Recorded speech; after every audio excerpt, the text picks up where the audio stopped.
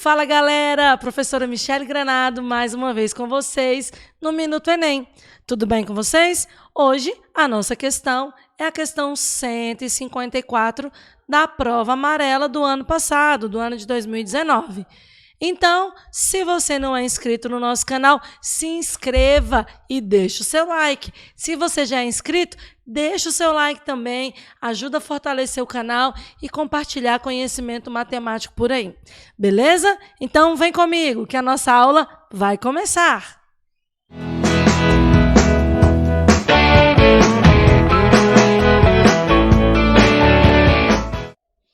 Bom, pessoal, então, dando continuidade, questão 154. A questão 154 diz o seguinte: uma pessoa se interessou em adquirir um produto anunciado em uma loja, negociou com o gerente e conseguiu comprá-lo a uma taxa de juros compostos. Então, olha só, o que muita gente já analisa aqui é que está falando de que tipo de juro? Composto. De 1% ao mês. Então, ele está falando aqui, ó, a taxa de juro, 1% ao mês. O primeiro pagamento será um mês após a aquisição. Então, olha só, o primeiro pagamento, um mês após a aquisição do produto. E no valor de R$ 202. O segundo pagamento será efetuado um mês após o primeiro. Ou seja, se é um mês após o primeiro pagamento, ele acontece 2 meses após a compra. Beleza? E terá o valor de R$ 204,02. Para concretizar a compra, o gerente emitirá uma nota fiscal com o valor do produto à vista, negociado com o cliente, correspondendo ao financiamento aprovado. Ou seja, galera, a nota fiscal vai aparecer o valor do produto à vista, sem os juros que foram pagos por ter sido uma compra financiada, parcelada, beleza? Então, vamos lá. O valor à vista em real que deverá constar na nota fiscal é de... Temos 5 opções. Então, vamos lá. Galera, algumas dicas para vocês. Muita gente, quando lê aqui, ó, juros compostos, já sai querendo usar o quê? A fórmula. Aí vocês vão falar, Michele, essa questão, obrigatoriamente, eu preciso usar a fórmula? A formulinha do juro composto é essa, montante é igual a capital vezes 1 mais a taxa elevado ao tempo. A gente consegue resolver essa questão usando essa fórmula? Sim, a gente consegue. Mas aí é onde que está o pulo do gato. Aquele momento em que a gente precisa ser esperto. Por quê? Porque o tempo no Enem não é nosso amigo. O tempo não está a nosso favor. Então, qual é a dica que eu quero deixar para vocês? A dica é o seguinte. Geralmente, quando as parcelas são fixas, vamos supor que ele tivesse feito essa compra, essa aquisição, e tivesse negociado 2 parcelas de 202. O que seria diferente nessas parcelas? O capital. Provavelmente não, certamente, o capital da segunda parcela seria menor. Por quê? Porque nós teríamos mais tempo para pagar essa parcela. Então, a gente tem uma quantidade maior de juro e um capital menor. É o que acontece, por exemplo, em financiamento imobiliário. O cara comprou uma casa em 20 anos. A última parcela, o capital naquela parcela é bem pequenininho e o juro é muito grande. Mas, nesse caso aqui, as parcelas não são fixas. Uma é de 202 e a outra é de 204,2. Então, isso me leva a crer que o cara pegou o valor à vista, dividiu em 2 parcelas e colocou o juro. Certo? Então, isso faz a gente já pensar que o capital dessas parcelas é o mesmo. Então, o que eu pensaria? Bom, já que a taxa é 1%, vamos lá, 1%. O que significa 1%? Significa 1 por 100. É uma fraçãozinha. Então, quer dizer que a cada R$100, 1 seria o juro. Ou seja, se eu estou pagando 1% de alguma coisa, quer dizer que a cada R$100 daquele valor, eu pago R$1 de juro. Beleza? 1 sobre 100. Então, eu paro para pensar, qual é o capital que um mês após, no primeiro mês, o primeiro pagamento será um mês após a aquisição. Qual seria o capital que, se eu pagar 1% de juro, eu vou ter 202? Automaticamente, eu já penso no quê? No 200. Eu penso no valor R$200. Aí vocês vão me dizer, por quê, Michele?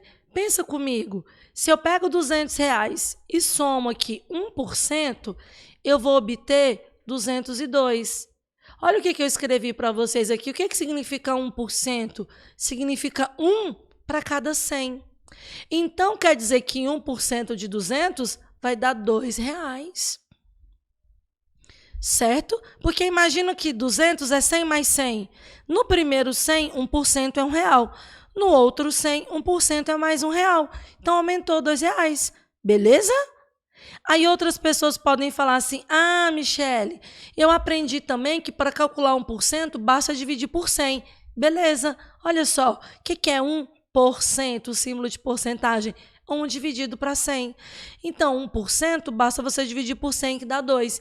Então, esses R$200 aumentou R$2.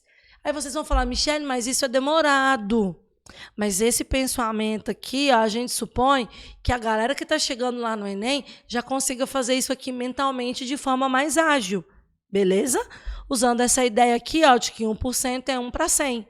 Se é 1 para 100, em 200 vai ser 2 para 200. Se fosse 300, seria 3 para 300. Beleza?